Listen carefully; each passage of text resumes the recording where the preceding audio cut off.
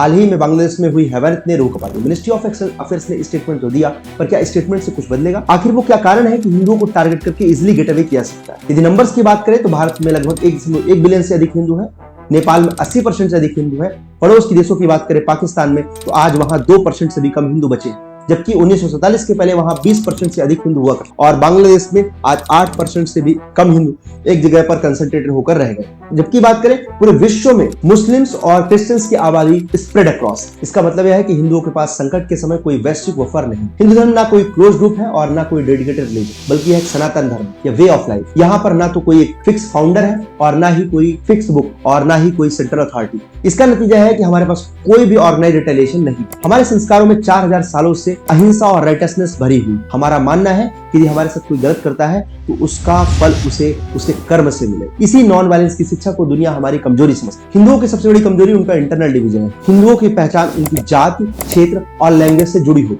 1980 के दशक में 5 लाख कश्मीरी पंडितों को निकाला गया, तो क्या पूरे देश में वाइड स्प्रेड प्रोटेस्ट हुआ? नहीं, क्योंकि हम जातियों, क्षेत्रों और लैंग्वेज में बटे हुए। हम सबसे पहले कश्मीरी, बंगाली, उड़ीसी इन सब में बटे हुए। यही हाल डायरेक्ट एक्शन के समय नोआखाली में हुआ था। तो गांधी जी नोट किया था और कहा था कि हिंदुओं के पास सामूहिक हत्या का किसी भी प्रकार का कोई जवाब नहीं है। हमारे पास खालसा पंथ और उम्मा जैसे ऐसे कोई ऑर्गेनाइज्ड ग्लू नहीं है जो कि सबको एक धागे में पिरो सके। हिंदू समाज पूरी तरीके से स्टेट यानी सरकार और कानून पर निर्भर। हमारी साइकोलॉजी है I will see you in court, लेकिन जब सरकार फेल होती है तो हिंदू असहाय हो जाता है। हमारा नैरेटिव कंट्रोल इतना वीक है कि हमारे साथ यदि कुछ गलत होता है तो हम पूछते हैं क्या हमने कुछ गलत किया, बजाय इसके कि हमें क्यों मारा गया। अफगानिस्तान में तालिबानों ने मंदिरों को तोड़ा, पाकिस्तान में हमारी पॉपुलेशन खत्म हो रही है, लेकिन दुनिया इसे माइनॉरिटी इशू कहती है और ना ही इसमें कोई इंटरनेशनल इंक्वायरी बैठाती और वैश्विक मीडिया इसे डेमोग्राफिक चेंज बताती है। हमारा नैरेटिव कंट्रोल इतना वीक है कि हम अपनी पीड़ा को ही दबा देते हैं। यह हैवानियत बंद होनी चाहिए।